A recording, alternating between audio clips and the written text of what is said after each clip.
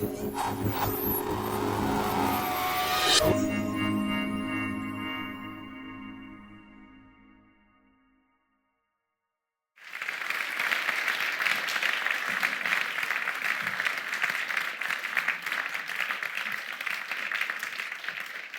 this evening, I'd like us first to think about our world and energy, our use of it, and what that means for the future of the planet.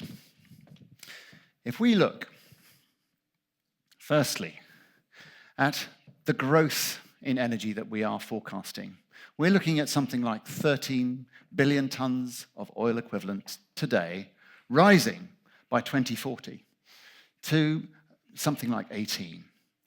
This is a problem, because if you overlay that with the impact on our climate, then what you see is that the carbon dioxide levels are going to rise to dangerous levels.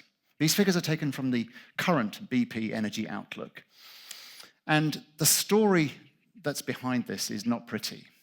If you follow a business-as-usual approach, so they call this the evolving transition in the BP Energy Outlook, really what we are facing is something rather unpleasant.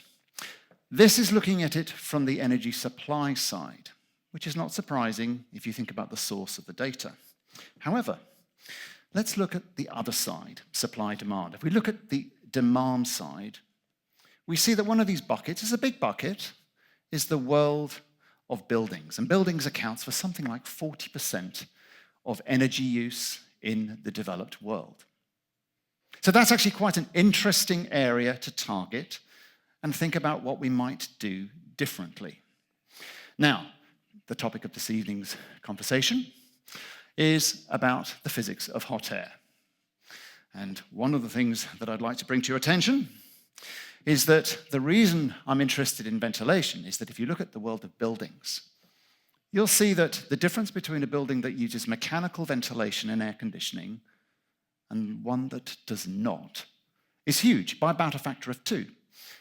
40% of that difference is ascribed to the fact that one form, mechanically ventilated air-conditioned buildings, use fans and pumps to squirt the air in, suck the air out, and distribute it, whereas a naturally ventilated building uses rather smaller forces, namely wind and buoyancy, to do the job for you, and they can result in a reduction in energy use by a factor of 2. Now, admittedly, not all of the energy use is ascribed to the fact that you're not using fans.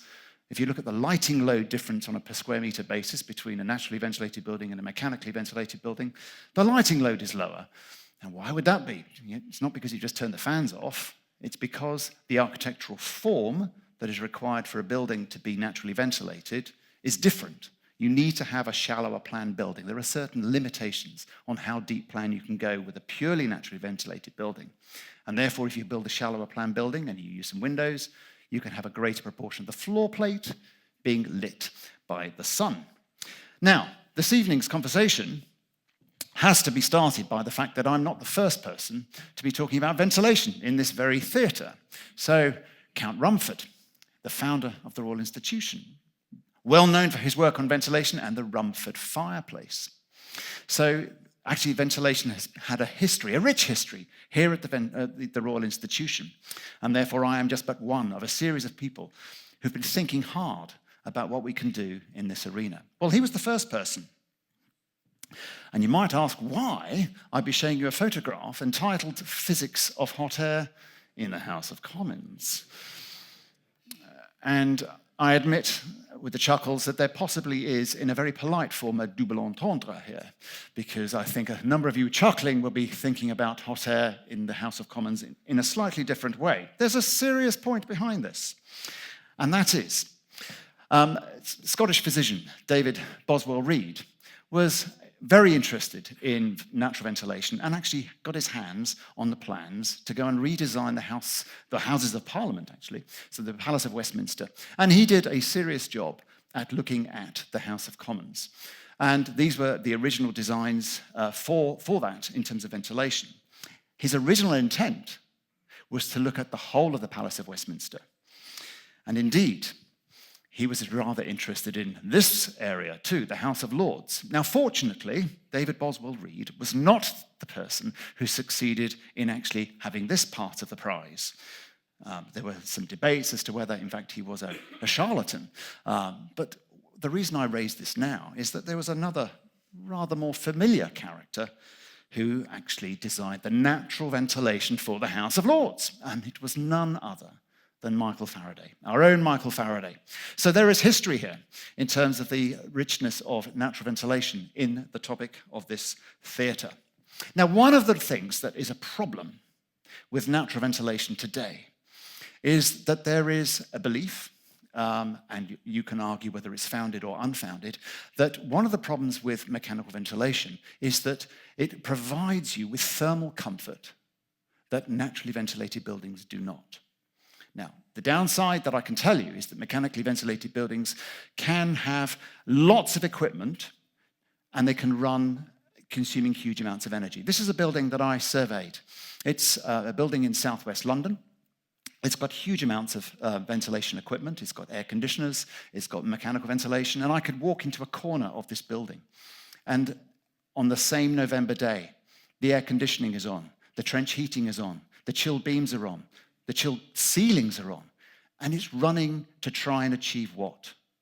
It's running to try and achieve a thermal comfort level, which is a median, for example, of 22 degrees centigrade, plus or minus 2. You think that's actually quite a wide band. So I was more interested, firstly, in testing whether mechanically ventilated buildings for multi-story office buildings could actually achieve this. I'm going to show you what happens in reality. What you're looking at now, it's an open plan office building, and what you see on the horizontal axis is temperature, and on the vertical axis is distance, so 0 meters being the floor, 3 meters being nigh on the ceiling. And we're going to look at what happens over the course of a week in 5 locations on just the first floor. The reason I'm only showing you the first floor is that it's too complicated if I show you the ground and the second. In fact, we're only looking at one half of the first floor. This building was operated 24/7, and it was for a trading centre. So well occupied. Let's look at what happens. Oh, by the way, those of you with a keen eye will look at the scale on the horizontal axis. And when I said x plus or minus 2 degrees centigrade, you will notice that the scale might be about to reveal something else. So here we go. This is x plus or minus 2 degrees centigrade. This building had all the bells and whistles that you can throw at it. And you see it is, excuse my language, an utter disaster when it comes to thermal comfort. And this is because, unfortunately, when you have so many heat gains in a space, they're distributed amongst the floors, and they're in localized patches where you might have a cluster of fax machines or a cluster of printers at least, and you get these spot loads, and therefore the anomalies within heat loads within a space results in a building that's rather difficult. There is one way that I can assure you that you could ensure that the temperature variation is rather more uniform. And that is, if you blow enough air through the space and you squirt it in at 20 degrees centigrade and you blow enough of it through, it will rise to a temperature of maybe 21 degrees centigrade. And therefore you can achieve thermal comfort in terms of temperature, sort of not varying too much. But you saw that graph regarding the energy use of fans and pumps. So if I quadruple the volume flux of air through the space, I've just done the worst thing that I could regarding the energy consumption of a building. And that is what we're trying to solve. So, lesson number 1, think about the thermal comfort criteria that you're going to design your building to, and there's a whole body of research regarding what constitutes thermal comfort. But at the moment, the guidelines are written rather restrictively so that it makes doing things other than mechanical ventilation and air conditioning a bit difficult. Fortunately, there has been some progress in the last few years. So let's start talking about the principles of natural ventilation. There are 2 here. Firstly, when the wind blows, if you have the windows open on one side of a building, open on the other side of the building, then you get inflow through the windward side and outflow through the other side. And if you are fortunate to build a building or live in a place which is on a seafront, then as a result of the diurnal fluctuations, you will have the luxury that, except for perhaps an hour of quiescence early morning and later in the afternoon, you have, as a result of the varying temperature between the sea and the land, this is O-level or GCSE geography lessons, we get this reliable temperature stratification onshore, offshore breezes. And that's great. But most buildings in the developed world are not built on a waterfront. So it's not a great idea to build a building, except in very rare locations where you rely on the wind as your driving force. So the other force that nature gives us is buoyancy. So the picture on the top right here is an example building where we have heat gains in the space, and if you open vents at low level, you open vents at high level, then as a result of, quote, hot air rising, I will explain a tiny bit more about that in a minute, as a result of hot air rising, then you will have air in through the bottom and out through the top. And it might surprise you that when I am talking to designers of buildings and I ask the killer question, if I close the vents at low level on a building, and they've seen the picture on the right, and I ask the question, will the building ventilate?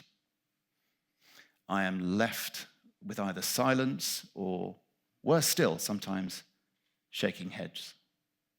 Because we are forgetting that there is a third way of ventilating. And we all know it, it's obvious. But if you take the roof off a building, no one's going to overheat, generally. If you take the roof off a building, you will ventilate. The football stadium is a fairly large example. But what's going on here is as a result of hot air, right, at low level, and that's the heat from people, we're all generating about 100 watts. That's a lot of heat when you total it up. As a result of the heat being generated, you then create a body of warm air at low level, and you've got cold air above.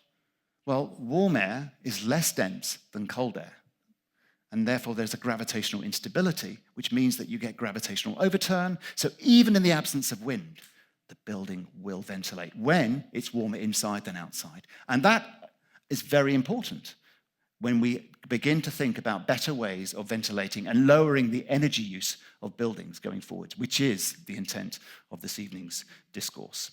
So very quickly, the principles of buoyancy and displacement ventilation. If you have a building and it's warmer inside than outside, what we are really saying is that the density of the fluid inside the building, air, is less than the density of the fluid outside the building. And if you organize the building where there are holes at the bottom and holes at the top of equal size, they generally therefore provide degrees of resistance to airflow that are the same at the bottom and at the top. And we all know that as you go into a swimming pool and you dive down, the rate of increase of pressure is greater inside a swimming pool than it is outside in the air. That's just as a result of the density contrast. The same thing goes on comparing the inside of the building and the outside of the building. So what you see here are graphs where the slope of the line is denoting basically the pressure gradient. So as you ascend a building on the outside, you track the blue line, the rate of decrease in pressure. It decreases faster than within the building where you've got less dense fluid. And nature organizes itself so that when you have windows open at the top and at the bottom, you have these two lines that start to form. And at the bottom of the building, you have the pressure outside being bigger than the pressure inside, so that drives air into the building. The air then gets heated to take the heat away. And at the top of the building, the pressure inside is greater than the pressure outside, and it drives the air out. So we're all architects, and we're going to design this building. And we've designed this to be sort of it's beautiful on the ground floor. And then subsequently down the design process, we have the idea that we'd like to create a mezzanine floor for a few people. And on that mezzanine floor, we'd like the idea that they can open a window and get some fresh air into that space. Your eyes will tell you that if you created now a window halfway up the building, that window will do nothing for you. That's a useful piece of insight. So what can we do at the design stage to go and ensure that the people on the first floor, the mezzanine, also get fresh air in? And what you can do is you play with the relative sizes of the openings. So if you make the lower opening a bit smaller and you make the upper opening rather bigger, let's say that the areas in total are the same, so I've spent the same amount of money in creating openings. I've now created a situation where if you open the windows on the first floor, the pressure outside is now indeed bigger than the pressure inside, and you get inflow. And you can play games now. There are theories that we can develop. I'm not going to show you any mathematics behind this. It's about the principles that I'm trying to convey this evening. But there are some very exciting things that you can do regarding now in terms of optimization of thermal comfort within the space. Now you can regulate the flow of air coming in at different levels in a building. Now, simple spaces like the one I've just shown you are rather lovely in that we can go and develop some theory to go and get our head around how much air comes in and therefore control air quality and control temperature within a space. Those are the two parameters that we are really worried about when we're thinking about ventilation in a space. However, what can you do if you want more air? And there are some games that have been played by the various architects in the architectural community, some of which are rather lovely. So these 4 examples are ways of playing with your building to get you more airflow than you may have started with your original design. The one on the top left is where they've built some chimneys, but they're not that tall. But what they've done is they've made them, the actual chimneys themselves, solar collectors. So what happens there is after the air has left an occupied space and it passes into the chimney, it gets cooked. So the solar energy there is heating the air even more, a lot ideally on a hot summer day, creating the air inside that chimney to be even less dense, and it has an even bigger pull. The one on the top right is basically a building where they've just spent money on making the openings bigger, because the bigger opening provides less resistance, and you saw from the graph, if you provide less resistance, you can get more airflow moving through. The one on the top, on the bottom right, we'll come on to in a little bit more, but that's a building where they've just built very tall stacks. And we'll come on to what those little lovely H-pots are later. But basically money on making the building look taller than it really is. And then the last one is rather lovely. And I apologize if I'm going to insult anybody who ever sees this on the recording. But this is a building that has what we call venturi stacks. So the idea is this, is that when the wind blows, it is accelerated, the air is accelerated through a venturi atop those chimneys, and as a result of the reduction in local static pressure, you then get more air being drawn through the space. But if I were to ask you a very simple question, which is when do you want more air? Is it when the wind's blowing? So great idea, but it might not be helping you when you most want the help. So we don't see too many of those, thankfully. Okay, and they're very expensive for what they do for you. So those are the ways of maximizing displacement ventilation. Is displacement ventilation new? Well, there are many examples I could give, but this is an interesting one. Birmingham Town Hall. Birmingham Town Hall, constructed in 1834, designed by none other, the gentleman who actually also designed the handsome carriage here in London. This was a project that didn't work out so well for him. But I was involved in this project because it was being refurbished. And it was being refurbished in the early 2000s and was being mechanically ventilated. And I took this amazing project on board on behalf of Birmingham City Council and questioned why. And they said, because it needs to be mechanically ventilated. I said, well, they didn't have mechanical ventilation in 1834. And there was some colourful language that was then used. So I took this amazing journey to the building then next door and found these. Well, first of all, this was a drawing for the ventilation in Birmingham Town Hall. But more than that, it's showing a natural ventilation pathway. These are the most amazing things. I went to the building next door to the archives, and we know what archives are here at the Royal Institution, and I found parchments rolled up, labelled ventilation strategy for Birmingham Town Hall. So I asked the archivist whether we could look at them. And they said, no, they can't be unfurled. And this was an interesting conversation because for nigh on 100 years, they had laid there, not seen the light of day. And I said, well, if we can't look at them, whoever will? So eventually, after a degree of convincing that there was merit behind finding out about the ventilation pathways at Birmingham Town Hall, we were able to unfurl these, and then these are rather poor photographs, but they show the principles. What's incredible, though, is that the Victorian engineers knew what they were talking about. They even color-coded the ventilation pathways, hot, blue, in terms of the building. They didn't have the joy of computers to go and do the calculations, but they had the principles laid out rather beautifully. And indeed, if you walk around the building and then look up on the outside of the colonnade, you see these ventilation grills corresponding with the design intent of the building as it was, which is really rather remarkable. So let's walk forward to a little bit more recent history. So this building is about 15 years old, and it's another open plan office building that was designed to be naturally ventilated. But you'll see this building has got 5 stacks and it's on 2 stories. This building was designed by a veritable architect, Mark Chandler from Vincent & Gorbing, and he told me this rather lovely, sad story. And the story was this.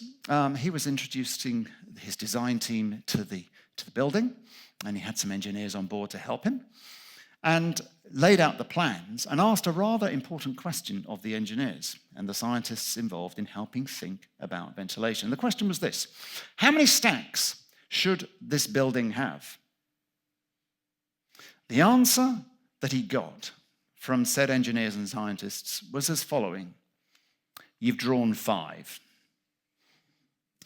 Now, the question's important, the answer was less valuable. So let's explore the question, all right? Because it's important that we actually think about what we're trying to achieve when you're looking at different ventilation strategies and which way you think the air might go. And this is a really important point, is that you have a building designed, in this case, with outflow through the stacks. And the question that is, I'm not afraid of ever asking, is which way will the air go in a building? And even those who've been doing research in the work, as we know, since the Rumford fireplace, this is still a question.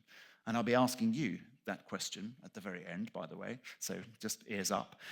It's a question that's still worth asking.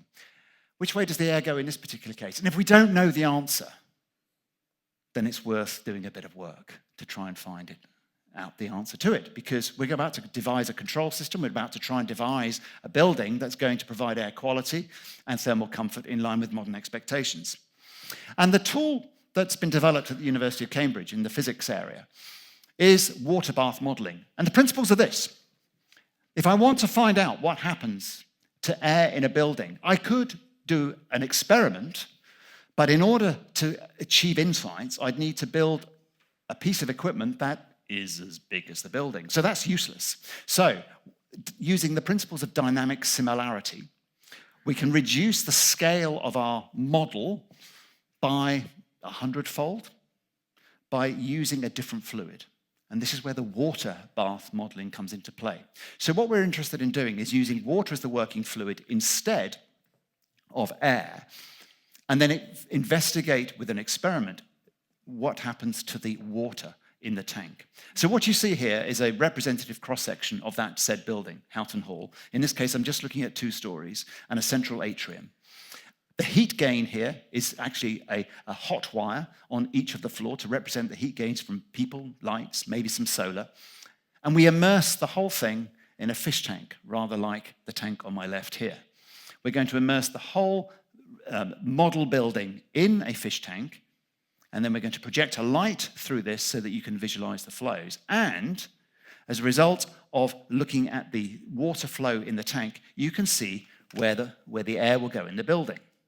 So this is the first experiment. And I'm just putting a tiny bit of dye, blue on the first floor, red on the ground floor, just to help differentiate the flows that you're seeing from one floor to another. And in this particular case, you'll see there's inflow through the ground floor, inflow through the first floor, in line with the design intent of the building. However, for exactly the same conditions of what we call boundary conditions in a mathematical sense, but from an architectural sense, I'm saying that the same window sizes, same window locations, and from an engineering point of view, or physics point of view, the same heat loads in the space. You see a completely different flow regime. Inflow to the ground floor, Yes, outflow through the stack atop the atrium, but you also have outflow through the first floor. You can show exactly the same thing using computational fluid dynamics. So you can solve these problems using lots of computational power. But I'm afraid it takes a lot of work. So the picture on the left here, I kid you not, it took me 20 minutes using commercial software to basically solve the set of fluid mechanical equations, which is conservation of mass, conservation of energy, principally within this, and then using various fluid mechanics sort of parameterizations. And you'd get this solution on the left-hand side very quickly. And in the design community, there would be a lot of temptation to then play with the window sizes to try and improve the design. But no, what we're missing is the fact that there's a completely different flow regime depending on the initial conditions of the building. So if you had started the first floor sufficiently hotter than the ground floor, I'm afraid that if you then open the windows as per the left-hand side, you end up with a very different flow scenario. This is a nightmare, because I can tell you that the chief executive of this building wanted to have a desk, open plan policy, a desk on the first floor near the window, because he would walk in through the ground floor on the morning and set the tone for the call center. It was a housing center call center. And he thought, I'm going to get those conditions on the top left. Whereas in fact, he's now sitting in the very worst place in the building. And therefore you end up with a very unhappy situation. So you'd like to know about this at the design stage. And what can you do about it? And what can you do about it? Well, there are a few things. Well, the purist would say, well, I can solve this. If I get into a problem, such as on the right-hand side picture, if I close momentarily, 15 minutes, the ground floor vents, and I only have windows on the first floor and the roof, then what you'll get is inflow through the first floor, and we can sweep that hot air away. The reality is this: unless you've got an automated window system, you've got the facilities manager running around, closing all the ground floor vents and hoping that no one else is going to open them in that 15-minute period, and it's a very difficult situation. So the pragmatic solution is to use a fan. And this is important. I'm going to use the fan for 15 minutes.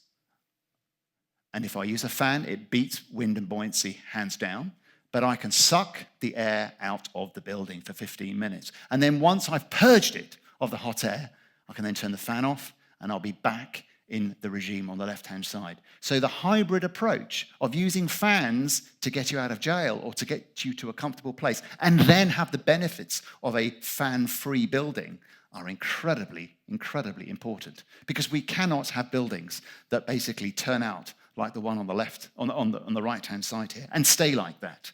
So I'll put up with it for 10 minutes, but I need to be able to get out of it. And the last thing regarding this building is, what about thermal mass? And the exposed thermal mass. If you look at this building, it's relatively open plan, and the picture on the bottom right shows rather beautiful coffered soffits that are exposed thermal mass.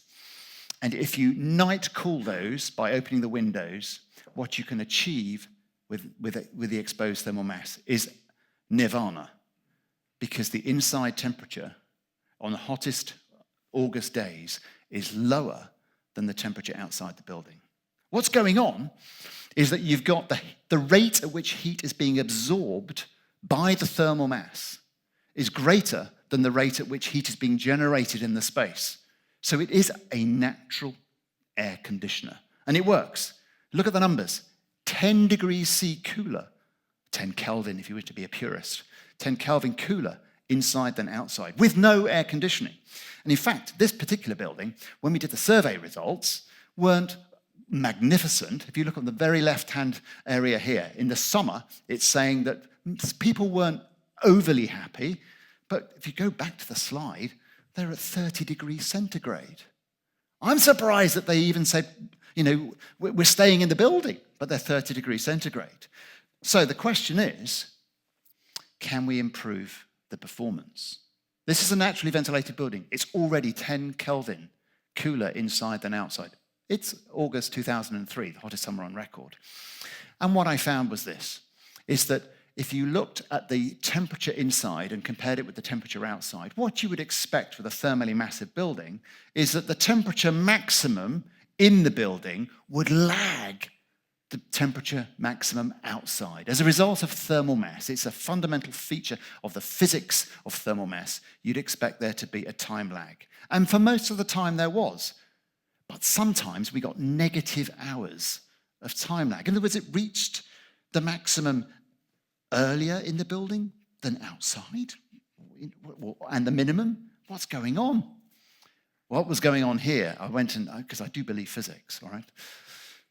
I hope we all believe physics. Okay, what's going on here is that the heating system kicked in at 5 in the morning on the hottest day of record to stop the building from overcooling.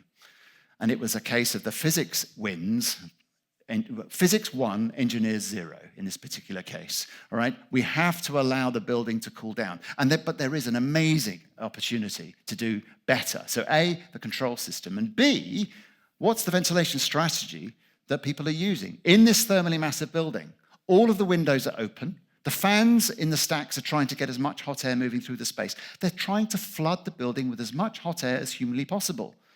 Well, I'm hoping those of you who've been to Italy, into hot climes, and you've experienced the space where you may have rented or have a farmhouse with lovely thick walls, that's not how you operate a building in the height of summer.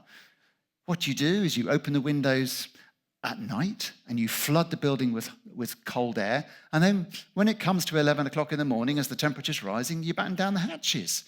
That's not how they were operating this building. There's a magnificent opportunity, therefore, even though they achieved 10 Kelvin of cooling already in a building that was well designed but abused, it shows you that the opportunities to do even more are significant with naturally ventilated buildings.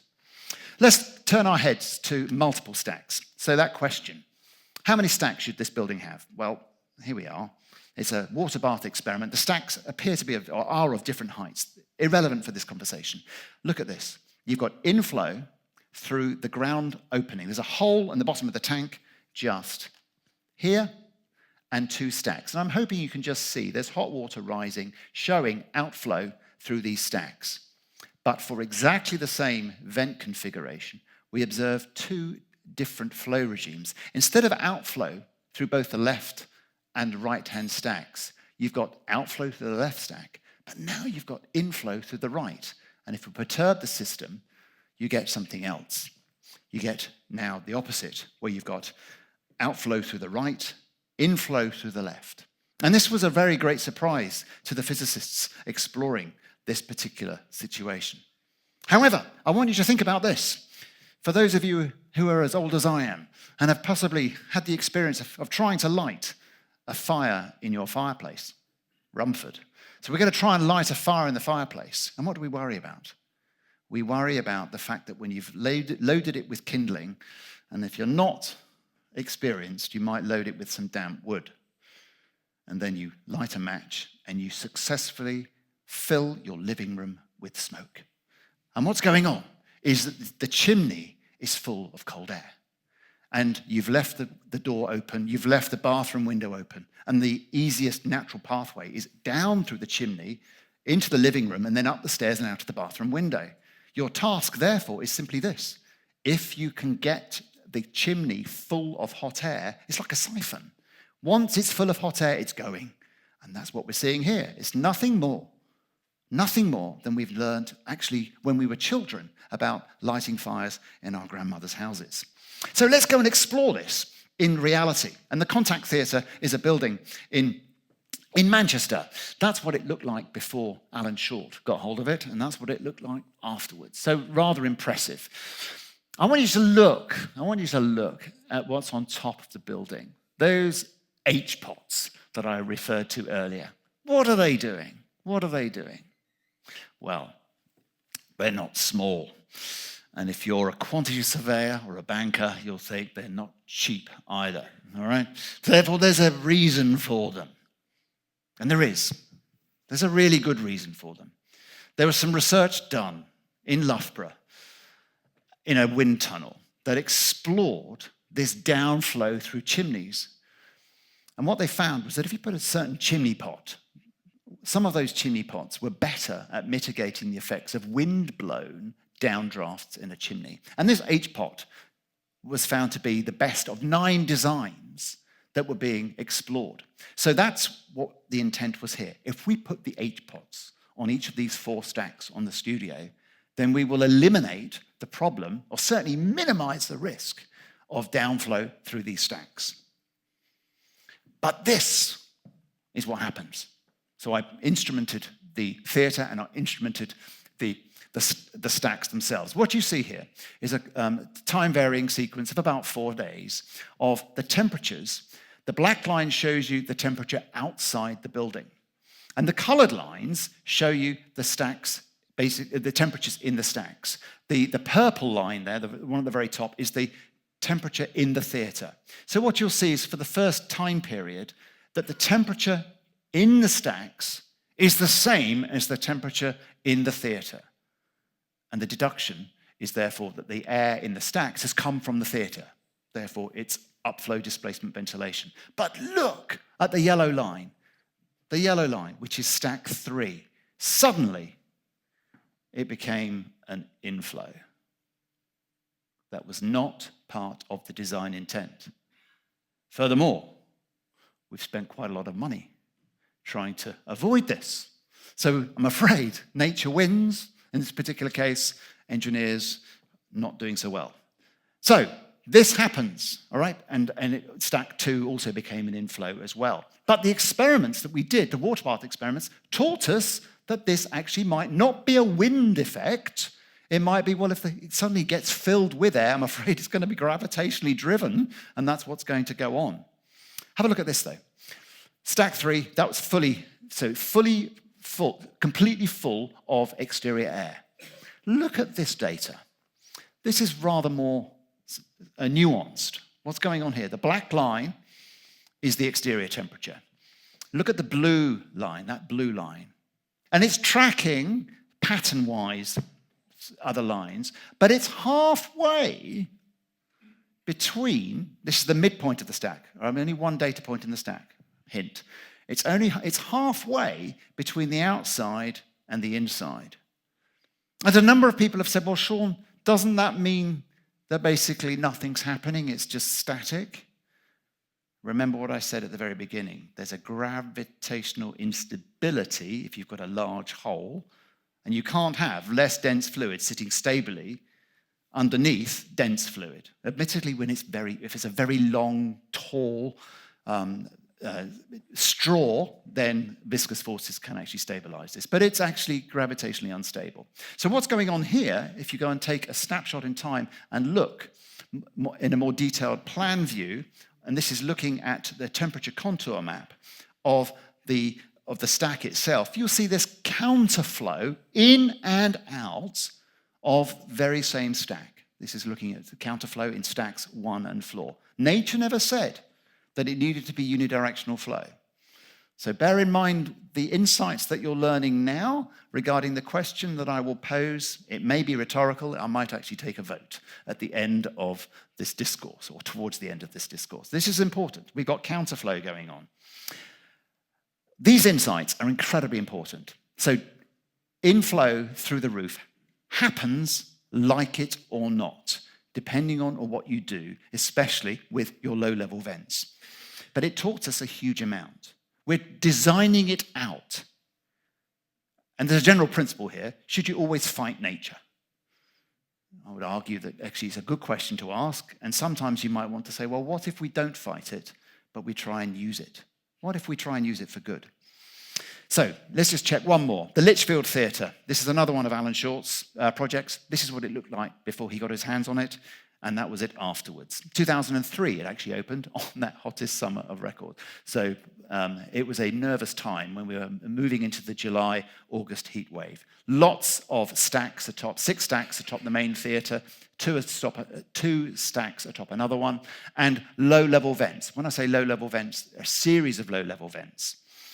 And it was designed to be in at the bottom and out through the roof. And you'll see on the very right of this diagram, you'll see that actually one of the stacks all right, is used to feed an undercroft. And the reason why that was there is it was butting up right against a shopping precinct. So they had no easy access at low level, and therefore they designed chimneys to feed the undercroft, to feed it before it even saw some heat. So that will be an inflow, all right, if we can ensure that that is going to stay full of cool air. This was the principle. Again, I instrumented this with temperature sensors in the stacks. I even had anemometers measuring the airspeed in each of the stacks. And the headline was this: by looking at the temperatures within the stacks and the air speeds in each of the stacks and multiplying them by the area, if you assumed that all of the stacks were outflow, it had nothing. It correlated poorly at best with the rate of supply at low level. And therefore, what actually was going on was that even in this theatre, another one, all right, that was having inflow through certain stacks. So it's teaching us a lot. It's going to happen. So we wanted to ask, is it good? Let's go back to the traditional way of naturally ventilating a building, in at the bottom, out at the top. And the sad story is this: if you want to mitigate cold drafts, you will preheat it with a radiator. I alluded to earlier that, in fact, what happens in a modern building especially, it is full of heat gains. But if you're sat by the low-level window, you've got a cold draft. And the solution that had been used for 30 years is that you will cure that cold draft by putting more heat into the building. What if we close the low-level window and let nature do its job and actually just bring the air in at high level? And if it mixes with enough of the warm room air, it will mitigate the cold drafts. And when you run the numbers, it means that naturally ventilated buildings, if you use what happens in reality by in and outflow through the roof, you can survive with no energy and no additional heating in these buildings until the exterior temperature falls close to 0 degrees centigrade. And that is fundamentally different from what has been happening in the industry. Therefore, you can clearly go back to this strategy when it's warmer outside, but this strategy here is changing the world regarding energy consumption and buildings in particular. So it's now been applied, so this is since 2006, in a whole slew of buildings. And it's not just the ones that I've been designing. Many, many people are now designing it like this. In fact, the regulations are changing to say this is how you should ventilate buildings that are certain non-domestic buildings and school buildings in particular. This is how you should ventilate buildings in winter to make use of the heat gains in a space from people, i.e. lights, solar, even in England in the winter. Hey, it does get sunny some days. This is the first building that used this technology and this concept. And you can move from small buildings to large buildings. So this is, I didn't go to a school like this, but this is a school in Newcastle. It's a £30 million school using energy from the people, lights, and IT in order to provide the preheating of air in winter so it doesn't need the heating to come on. And it doesn't use fans being used for mechanical ventilation heat recovery. Absolutely phenomenal. And the energy savings are on track. In other words, when you run the numbers and say this is what it should do, you can halve the heating energy consumption of a building compared with, you halve it compared with good practice. It's 1/3 of typical practice. That's a huge saving when you come to talking about the impact on energy use. Right back at the very beginning, when I was saying, and therefore, what does this mean regarding carbon dioxide levels in the atmosphere? This is what it's about, and it's absolutely phenomenal. Can you do it in all buildings? And this is important. You can't do it in all buildings, but if you can't do it all the time in all buildings, can we do it for some of the time in nearly all buildings? And then we end up with this concept of hybrid designs. So actually using fans when we need to, but turning them off when you can. Because if I can't get all the savings, can I have half of them? It's still half of a big number, and you're generating significant savings. So this is for those of you who've been up to Birmingham, this is of the Selfridges Mall, and this is an example where parts of that complex are naturally ventilated and parts are not. So the deep plan Selfridges area itself is mechanically ventilated. I can assure you, the main thoroughfare, the Mall, is naturally ventilated. And it's absolutely glorious. In fact, what we've done, as a result of naturally ventilating the mals, we've actually improved the thermal comfort in those spaces by opening up the building. So on certainly an April-May time, you can end up with cooler conditions naturally in the main thoroughfare than you would if you were mechanically ventilating it. So you think that's great for the operator of the shopping mall who's responsible for the energy loads in the main thoroughfares. The tenants benefit too. The reason being is that Selfridges, in order to have the punters coming in, they have big open doors. And those open doors have a big exchange flow with the mall itself. And if you can lower the temperature in the mall, you reduce the air conditioning load in Selfridges. Everybody wins. It's rare in life that you think you found a solution where everyone's smiling, but it's incredible. So the use of hybrid designs is really rather wonderful. And you can do it anywhere. So this is looking at a supermarket in Inverness. This is Asda that uses natural ventilation for part of the time as well. Another example of a building further afield, but there's a wonderful video on the Apple website, which shows actually this is a building that lives and breathes, all right? It is a breathing building when it can be. But of course, that building has got mechanical ventilation for times when it's just too challenging to do otherwise. And it's really, really important that we can achieve the energy savings to go and reduce the emissions, frankly, for carbon dioxide that we are hitherto facing. Let's look at one building that's a bit closer to home. For those of you who've perambulated near the Bank of England, this is the new Bloomberg building, designed by Foster & Partners. And this was a building that we helped them with in terms of just trying to get an understanding of how far can you push a building that's going to be naturally ventilated for some of the year. What's remarkable about this building is that it's actually quite a deep plan building. So we wanted to try and investigate, realistically, can we get air to flow naturally across such a deep floor plate? This building is so deep plan that we might need some cooling even whilst we're naturally ventilating. Not cooling everywhere, but cooling in certain places. And cooling is not a bad thing. All right? If we have to expend energy as a result of heat pumps, actually the amount of energy you put into a system and the effective energy you get out, heat pumps are fantastic, and therefore cooling is not actually a bad thing. But the full gamut of air conditioning, in other words, cooling and mechanical ventilation, if you can get away with some of not using all of it all of the time, that's what we're interested in. So let's look at the scale of this.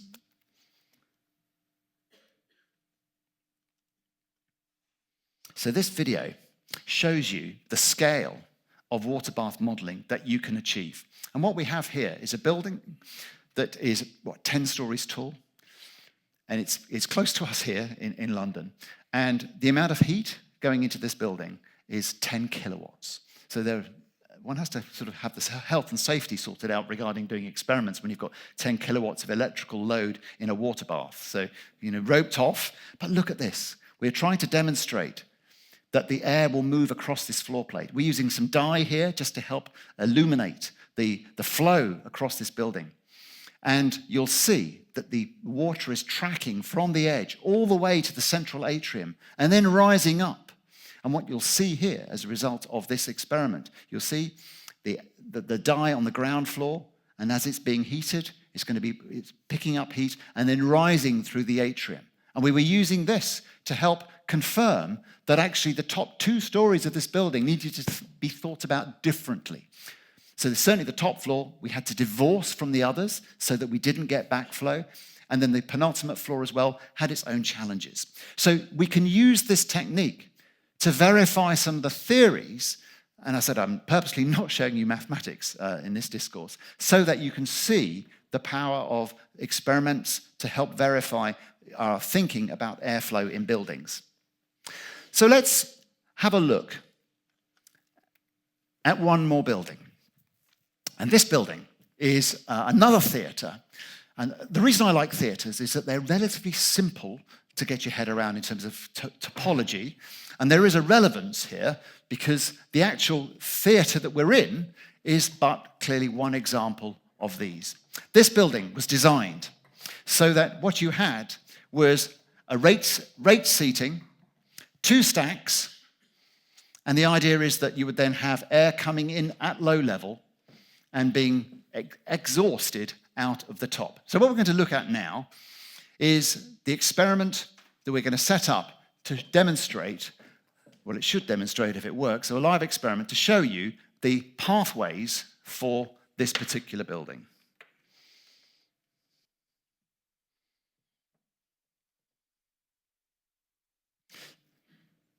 So in this particular building, the single air vent at low level was, as per the blue arrow on the right. It then went into an undercroft and then entered the theatre either side of the rake seating here. So it had slots in the floor, and the majority of the heat load in the theatre is not these lights. The majority of the heat load is from your good selves in a typical theatre. So when I say it's 100 watts for each person, this is the kind of heat load that we've got. Yep.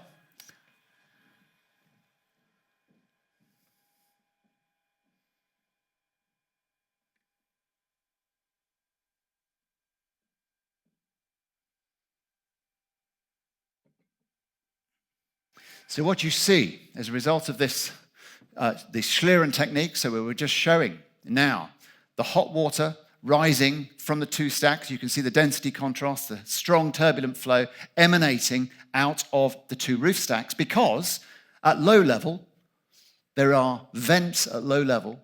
And as a result of displacement ventilation working here, you have the cold ambient fluid from the reservoir tank being drawn into the theatre, picking up heat, and you'll see, actually, as we rise up the raked seating, you'll see where the air is coming from. You might want to think about this next time you purchase a theatre ticket, as to where your air is actually coming from. Have you ever wondered why the tickets at the back are not as expensive as the tickets at the front? It's not necessarily all to do with the visibility and acoustics, all right? You might have a question regarding air quality. So this is how a theatre will work if you have low-level inflow and high-level outflow. Let's rephrase that. Low-level vents and high-level vents. So killer question now, is this how we should be ventilating a theatre in winter? Because if you're sat on the front row in the theatre, I'm going to have to preheat all of that air coming in. And in fact, then, if I bring the air in at 18 degrees centigrade after preheating it, it's going to get mightily hot at the back. So I have to bring in lots of that air, and therefore I've got a very, very high energy load. Wouldn't it be better? Wouldn't it be better if we closed the low-level vents? If we close the low-level vents, then there's only one way the air can come in and come out, and that's through the high-level vents. So the question that I asked at the very beginning, which I'm not afraid to keep asking, I'm like a stuck record, which way will the air go? Have a think about what we've learned this evening. And which way will it go? I don't know whether we're allowed to do this. Does anyone wish to proffer an opinion as to which way it might go?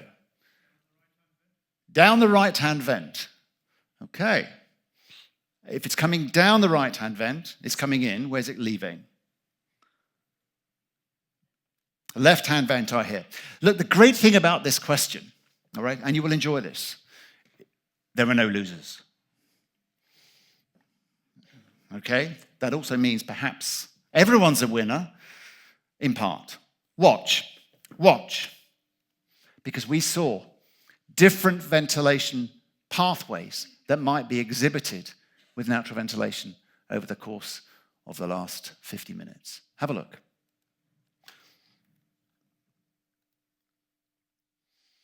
So, in this first scenario here, we have in and outflow through each of those vents. We call that bidirectional flow. So I'm afraid there are no beers for you yet, sir. But please wait. This is in real time. This is an experiment that was conducted. There's no time acceleration going on whatsoever. But we'll see it's now evolved to a situation where you do indeed have inflow through the right-hand vent and outflow through the left-hand vent. But keep watching, because it looks like it's stable. It looks like we've actually evolved from one pattern to another. And the idea of having stable flow is a very nice thing if you're trying to build a physical system with control systems, sensors that measure temperature to figure out what's going on. But unfortunately, we've now moved back into bidirectional flow through each vent. And what we're looking at, ladies and gentlemen, is a natural oscillator. And they don't necessarily happen very often in life, but this is not a catastrophic instability. This is a natural instability, but actually that doesn't destroy the planet. It's not going to disrupt our world. What's going on, though, is important, because if you were trying to expect a situation where it was inflow through one pathway and outflow through another, and then you put sensors in those stacks and then tried to devise a control system which would then modulate the openings in order to ensure that that was going on, you'd then forever have dampers or openings that are fluctuating and wear the system out, and it would just be terrible. So another really, really important question is, does it matter? And that is incredibly important. So what you find is that as a result of inflow at high level, the natural entrainment that you get as a result of cold air coming in as a turbulent plume, the natural entrainment you get is sufficient to mitigate the risk of cold drafts when you are at low level, regardless of whether it was coming in through half a hole or a whole hole. Excuse the pun. But that's what's going on, and you can devise systems to do this. Now, can I predict the period?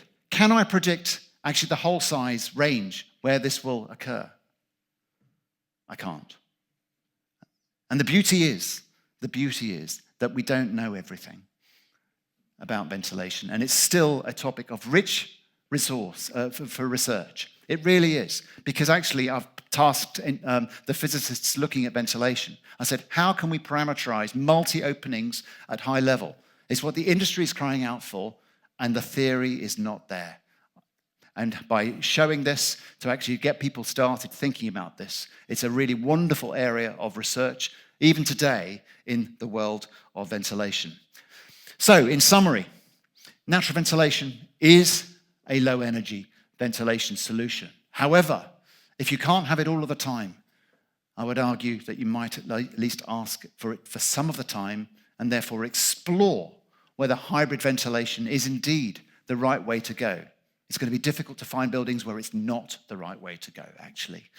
And the impact on the energy consumption in the developing world, and therefore the impact on carbon dioxide for our planet is incredibly important. So I'd ask you to take this to heart. Some degree of control is required.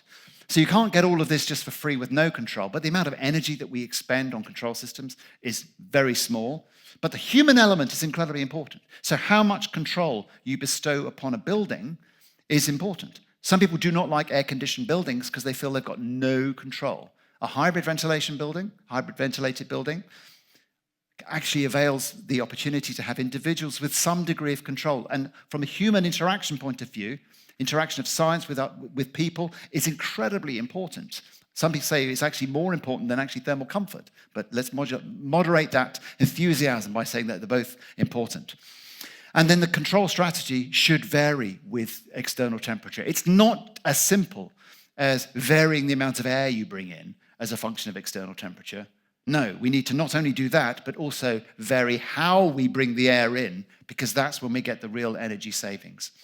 And as I said, it is still a very rich source of scientific research.